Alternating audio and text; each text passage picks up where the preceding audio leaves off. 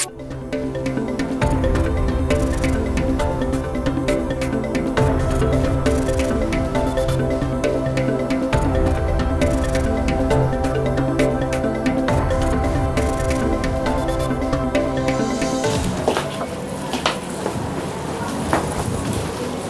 Assalamualaikum Duta Anak Info Sumbar. Perkenalkan saya Afifah Putri Adita, founder dari Gerai Prabumi. Gerai Prabumi merupakan toko ramah lingkungan pertama di Kota Padang, di mana kita juga sebagai creative space yang menampung anak-anak muda untuk bisa melakukan berbagai kegiatan kreativitas. Nah, sebelumnya saya berusia saat ini 27 tahun. Sebelumnya menempuh pendidikan di Institut Pertanian Bogor, jurusannya Ekonomi Lingkungan. Setelahnya saya melanjutkan pendidikan di Universitas Andalas, jurusan Ilmu Ekonomi, dan baru saja lulus di tahun 2022 kemarin. Gerai Prabumi itu merupakan singkatan dari Gerakan Aksi Produk Ramah Bumi, tapi kita juga punya arti lain. Ya, Prabumi itu artinya juga bijaksana, kreatif, dan hal-hal baik lainnya. Jadi yang melatar belakangnya kenapa akhirnya saya membuka Gerai Prabumi itu memang pertama karena latar belakang pendidikannya itu ekonomi lingkungan. Jadi selama 4 tahun berkuliah di bidang lingkungan itu mendapat banyak sekali ilmu-ilmu atau pengetahuan berkaitan lingkungan. Tapi memang pada saat kuliah itu belum ada aksi-aksi yang nyata terhadap lingkungan. Nah, jadi baru setelah lulus kembali ke Padang berpikir sebaiknya apa yang bisa saya lakukan saat saya berada di sini gitu. Karena kan saya sudah mendapatkan privilege untuk mendapatkan ilmu lingkungan, jadi rasanya kalau tidak dimanfaatkan dengan baik akan sia-sia jadinya. Jadi mendapatkan ilmu, terus mendapatkan juga kesempatan. Sebelumnya saya mengikuti Sumbar SDGs, kita juga mendalami berbagai hal-hal tentang pilar lingkungan. Akhirnya juga ada keresahan tertentu sebenarnya dari permasalahan lingkungan ini. Jadi suatu ketika saya berkeliling di pantai, karena kan kegiatan anak muda biasanya suka itu tuh, keliling-keliling di pantai Padang, terus dilihat banyak banget sampah, padahal itu jadi tempat salah satu tujuan utama wisata di Kota Padang, tapi untuk sampahnya sendiri tuh banyak.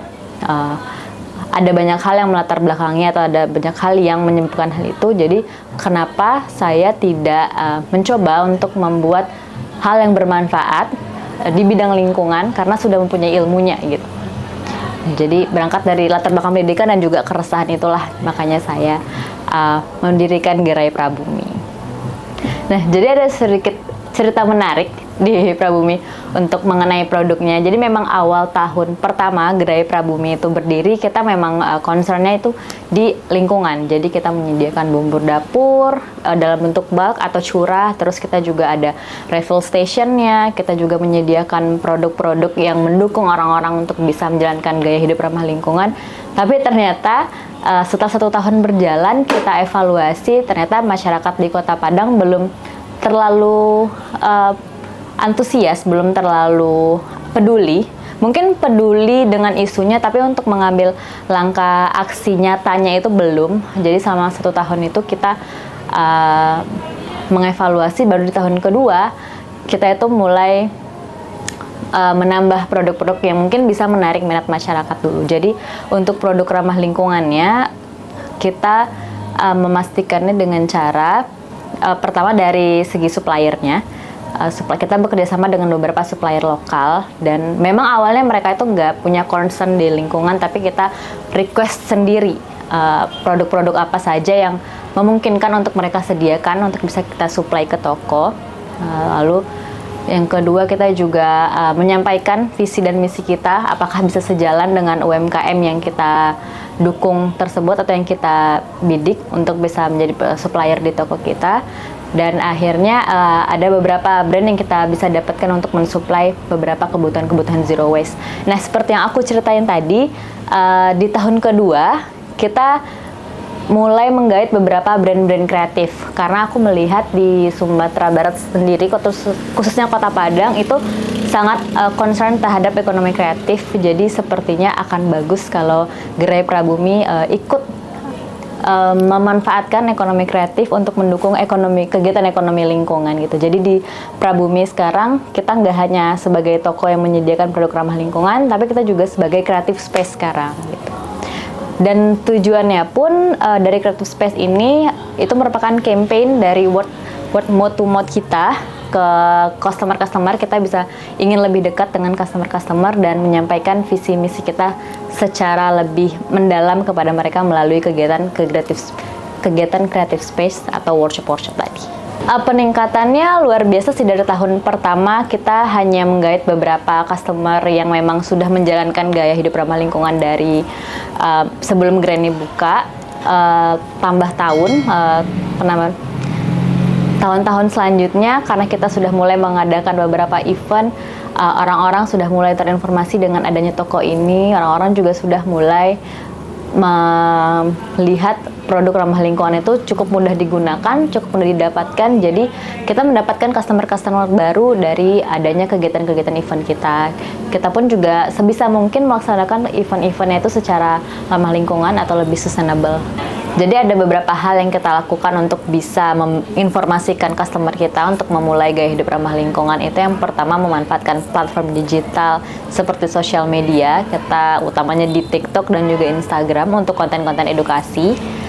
Di sana kita memberikan isu-isu apa saja yang terkait dengan lingkungan saat ini.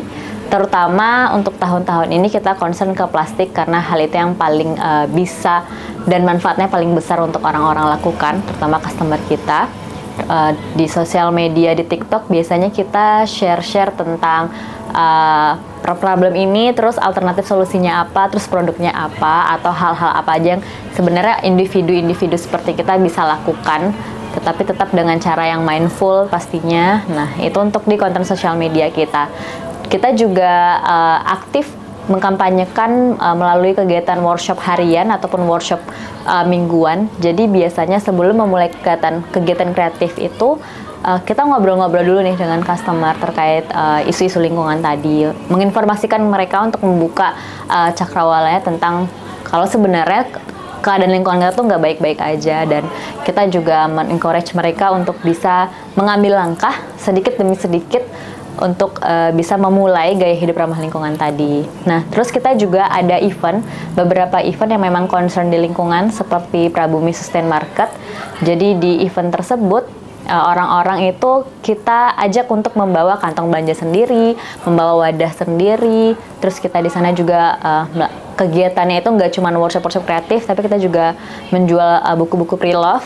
Jadi agar buku-buku yang mungkin saat ini itu tidak termanfaatkan di rumah seseorang itu punya nilai baru di rumah orang lainnya. Jadi kayak seperti kita mencarikan rumah baru untuk buku-buku ini agar mereka lebih bernilai dan tidak langsung dibuang atau tidak rusak begitu saja. Jadi itu event pertama, Prabumi Sustain Market.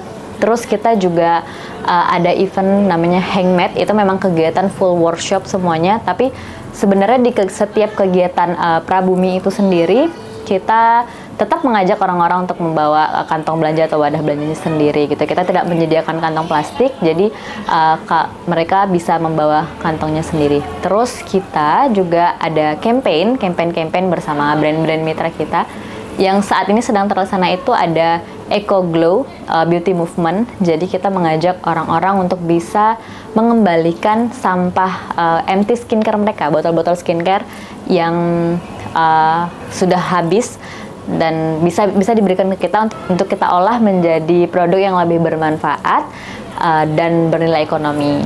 Nah, teman-teman mungkin bisa cek di Instagram kita nanti untuk campaign-campaign yang kita lakukan gitu.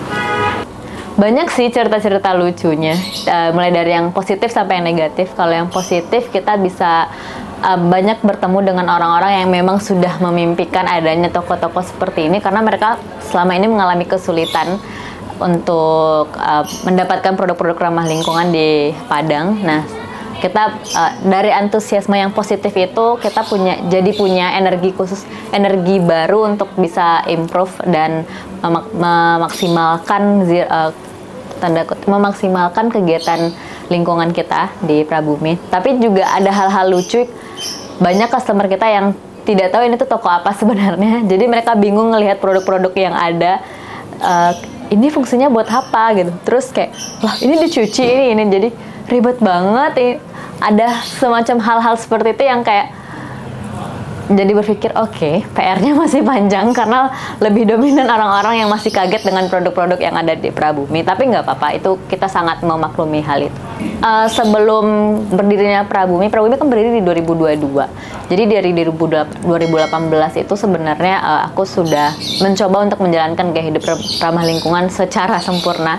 Tapi ternyata hal itu juga cukup sulit dilakukan. Karena aku juga sebenarnya suka melakukan kegiatan-kegiatan kreatif atau do it yourself gitu. Biasa kita kenal dengan DIY. Nah, biasanya aku suka manfaatin hal-hal yang tadinya tuh nggak punya nilai apa-apa. Aku suka DIY lagi, aku cat lagi, aku jadikan fungsi yang baru dari produk-produk itu daripada mereka jadi sampah. Nah, itu aku biasanya suka kegiatan-kegiatan kreatif seperti itu sih. Untuk di tren terkait produknya itu kita masih, secara realita aku bisa jawab ini masih sangat jauh dari yang kita harapin sebenarnya, karena produk ini pun juga butuh perawatan-perawatan khusus, butuh waktu untuk bisa memaintain gaya hidupnya itu juga. Dari segi preparasinya pun juga prepare-nya itu juga lebih lama dibanding produk-produk lain. Jadi mungkin dari segi masyarakat kita yang saat ini masih mementingkan kegiatan ekonomi, aku bisa bilang kalau untuk produk zero waste di Padang belum terlalu cepat trennya, tapi tidak menjadikan ini sebagai suatu hambatan yang berarti, yang maksudnya nggak menghambat kita untuk terus melakukan inovasi terhadap produk-produknya. Ini juga menjadi dorongan untuk kita gimana caranya produk-produk ramah lingkungan ini itu bisa lebih adjust dengan gaya hidup orang-orang terutama di Kota Padang gitu. Jadi memang dari Prabumi sendiri pun kita tetap berempati kepada orang-orang yang mungkin saat ini masih memikirkan yang mungkin saat ini lingkungan belum jadi prioritas utamanya ya. Tapi kita tetap berusaha memberikan masukan sedikit demi sedikit, nggak apa-apa, nggak sempurna untuk menjalankan gaya hidup ramah lingkungannya. Yang penting ada usaha dan ada kemauan untuk memulai. Nanti lama-lama pasti akan ada impact-nya kalau dilakukan oleh banyak orang gitu. Jangka panjang kita sebenarnya ada beberapa plan. Yang pertama memang kita pengen Gerai Prabumi ini versi lebih mininya itu bisa ada di setiap kecamatan gitu. Jadi memang versi yang lebih seperti kayak refill stationnya, terus ada drop off point yang seperti campaign Eco Glow tadi mungkin bisa ada di setiap kecamatan, jadi lebih mudah aksesnya untuk orang-orang. Jadi mungkin ini bisa mendorong orang-orang untuk bisa menjalankan gaya hidup ramah lingkungannya, karena kan salah satu hambatan untuk menjalankan gaya hidup tersebut karena mungkin sulit dan jauh dari rumah mereka. Tapi kalau misalnya ada versi kecil-kecilnya di setiap kecamatan, ini mungkin akan memberikan dampak yang positif. Terus yang kedua, kita juga ingin Gerai Prabumi memperluas model usahanya itu di waste management. Jadi nggak cuma menyediakan produk-produk yang ramah lingkungan sekarang, tapi kita juga pengen mengelola sampah-sampah yang punya nilai tinggi untuk bisa kita kelola. Jadi harapannya sih kita bisa bekerja sama dengan berbagai mungkin pemerintahan ataupun swasta untuk bisa membangun waste management itu ya. Karena di Kota Padang ataupun di Sumatera Barat sendiri itu belum ada nih waste management yang benar-benar terhubung dari A sampai Z-nya. Jadi harapannya tuh Gerai Prabumi bisa menjembatani itu ataupun bisa membuat bisnis seperti itu nanti ke depannya. Dan itu masuk dalam planning kita nanti. Selain dari di bidang lingkungan tadi, mungkin kita akan melanjutkan dari sisi creative space-nya. Kita juga ingin karena kan kalau untuk lokasi kita saat ini tuh lebih kecil ya di sini. Jadi kita hanya bisa menampung secara 6-7 orang dalam satu kali workshop, cukup kecil. Jadi aku merasa itu kurang efisien untuk bisa mengkampanyekan lingkungan. Jadi kita berharap nanti bisa mendapatkan tempat baru yang lebih besar. Kita lebih bisa mengkampanyekan dan menjalankan bisnis kita mulai dari A sampai Z itu benar-benar ramah lingkungan gitu tadi. Satu lagi mungkin kita ingin lebih kita go online lagi ya. Maksudnya Karena ini emang kita fokusnya masih di offline, kita ingin online baik dari segi pemasaran produknya juga, dan juga dari segi workshop-workshopnya kita juga ingin workshopnya itu bisa diakses secara online. Oh iya, satu lagi aku lupa, di Prabumi itu nggak hanya workshop kreatif, kita juga sedang mengembangkan workshop-workshop di bidang formulasi. Jadi kayak seperti membuat lip balm sendiri, membuat body butter, membuat shampoo bar seperti itu. Harapan kita dengan adanya workshop-workshop yang mengajarkan orang-orang membuat personal care-nya secara mandiri, jadi orang-orang tuh nggak perlu tergantung sama produk-produk yang sudah ada dalam kemasan dari perusahaan-perusahaan besar atau perusahaan-perusahaan yang dari pabrikan gitu.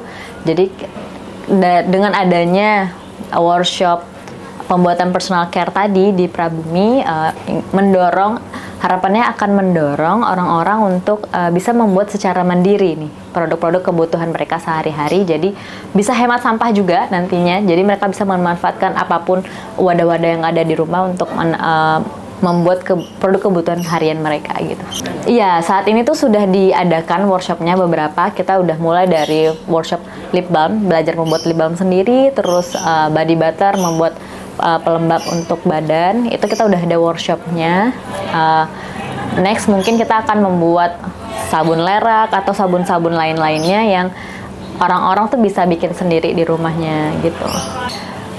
Banyak banget tantangannya sebenarnya, karena ini juga model bisnisnya baru, dan konsepnya pun juga baru untuk di Kota Padang sendiri. Jadi kita menghadapi permasalahan itu dari segi supply maupun demand-nya sebenarnya. Dari segi demand-nya aja, karena niche-nya itu terlalu kecil, jadi peminatnya juga belum banyak. Kita harus langkah mundur untuk mengedukasi orang-orang untuk bisa lebih tahu, terinformasi tentang lingkungan. Jadi nggak cuma memikirkan bagaimana bisnisnya bisa berjalan, tapi kita juga memikirkan bagaimana mengedukasi orang-orang tentang pentingnya gaya hidup ramah lingkungan ini gitu.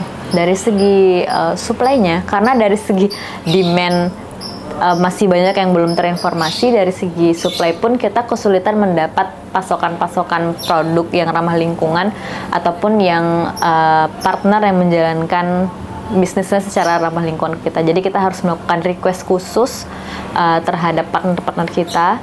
Kita harus mensyaratkan beberapa hal-hal khusus kepada mereka, seperti tidak melakukan packagingnya itu banyak plastik gitu. Kita minta kepada supplier kita untuk tidak membungkus produk-produknya dalam bentuk plastik. Jadi kita mengurangi pemakaian plastik seminimal mungkin. Terus kita terpaksa menolak produk-produk yang mungkin dibungkus dengan plastik. Jadi kita mengupayakan produk-produk yang naked aja, yang tidak perlu ada bungkusannya gitu. Kami berharap Prabumi bisa menjadi teman yang menemani orang-orang atau masyarakat di Kota Padang untuk menjalani gaya hidup ramah lingkungannya sedikit demi sedikit, dan bersama-sama kita memberikan dampak yang positif untuk lingkungan, khususnya di Sumatera Barat.